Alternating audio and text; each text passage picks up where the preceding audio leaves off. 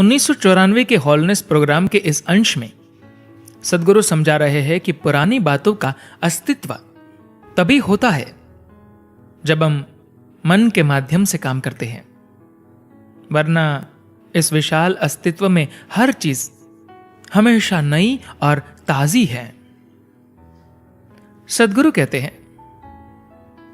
यह पूरा अस्तित्व हमेशा एकदम नया होता है। हर क्षण अस्तित्व का हर एक भाग जो आप देखते हैं वह मिटता है और फिर से बनता है।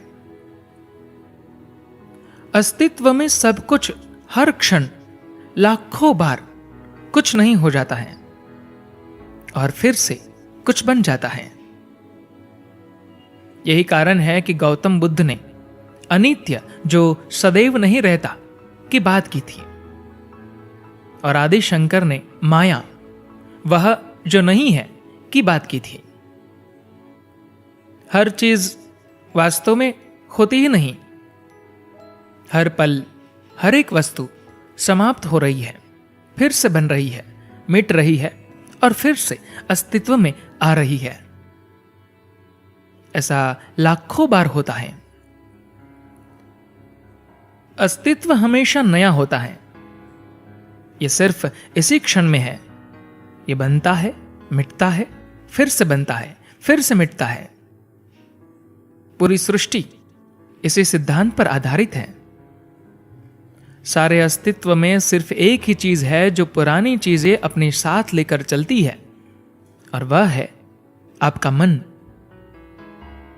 आप सब अपने मन के माध्यम से काम करते हैं, इसलिए सब कुछ ही पुराना हो जाता है, चाहे वस्तुएं हों या लोग। अगर आप हर चीज को वैसी ही देखें जैसी वह है, तो वह हर समय ताजी ही है, नई ही है।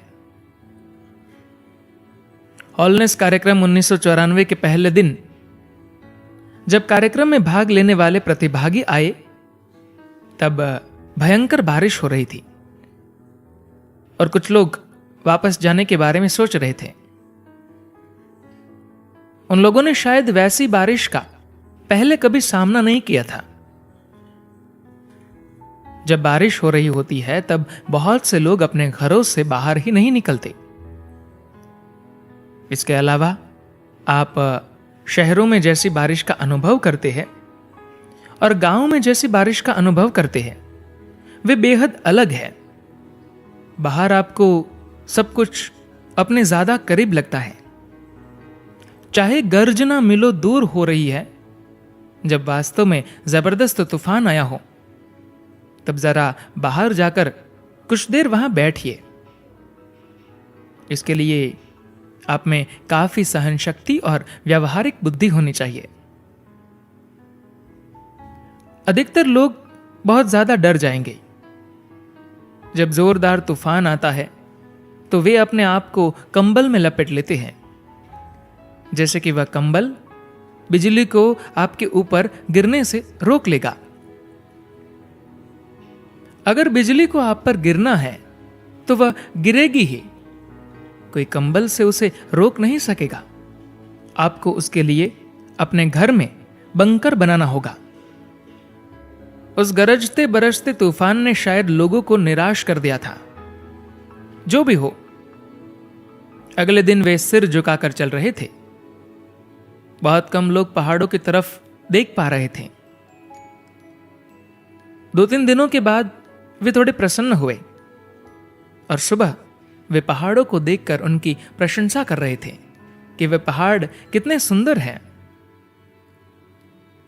लगभग 10 दिनों के बाद उन्होंने पहाड़ों की तरफ देखना बंद कर दिया, क्योंकि पहाड़ तो हमेशा वहीं थे। तो उनकी अनुभूति में वे अब पुराने हो गए थे। ऐसे बहुत सारे लोग यहां पर हैं जिन्होंने पहाड़ों की तरफ कभी देखा ही नहीं, या देखा भी है तो बहुत ही साधारण रूप से। पहाड़ वे तो हमेशा यही हैं, उनमें ऐसा देखने जैसा क्या है? उनके लिए वे पहाड़ पुराने हो गए हैं। वास्तव में वे पुराने नहीं हैं, अब भी वे एकदम नए हैं। आप हर चीज को अपने मन की छलनी के माध्यम से देखते हैं, सिर्फ इसलिए आपकी स्मृतियां, आपकी यादें हर चीज को पुराना बना देती है। यह जीवन का अभिशाप है। वह जो एडम और ईव ने खाया था, वह ज्ञान का ही फल था। तब तक उनके लिए सब कुछ अद्भुत था, नया था, ताजा था। लेकिन जैसे ही उन्होंने वह सेब खाया, उनके लिए दुनिया पुरानी हो गई। जब तक आपको दुनिया पुरानी लगेगी, इच्छाएं आपको दौड़ाती रहेंगी। एक पागल की तरह आप बस नई चीजें खोजते रहेंगे। ये बात कुछ जैन लोगों की है। वे नदी की एक तरफ रहते थे, दूसरी ओर एक गांव था। उन्हें नदी की दूसरी तरफ प्रकाश दिखता था, धुआं उठता दिखता था। वे लोगों को बोलते, चिल्लाते सुन सकते थे, पर उन्हें लोग दिखते नहीं थे। उन्हें जीवन का आभास होता था, पर वे देख नहीं पाते थे कि उधर वाकई में क्या था। वे लोग नदी की एक तरफ ऐसे ही कई दशकों तक रहते रहे, पर उन्हें कभी ऐसा नहीं लगा कि नदी के उस पार जाकर देखे कि वहां रहता कौन है, वहां क्या होता है। इसका कारण यह है कि सुबह जब आप उठते हैं तो आपको यही सब कुछ अद्भुत लगता है। किसके पास समय है कि कहीं जाए और कुछ खोजे?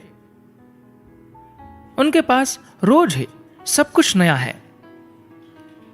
लेकिन मनुष्य चंद्रमा पर भी हो आया है, वह मंगल पर भी जाना चाहता है। लोग संतुष्ट नहीं हैं, क्योंकि उनके मन के लिए सब कुछ पुराना है। बस एक ही नजर काफी होती है।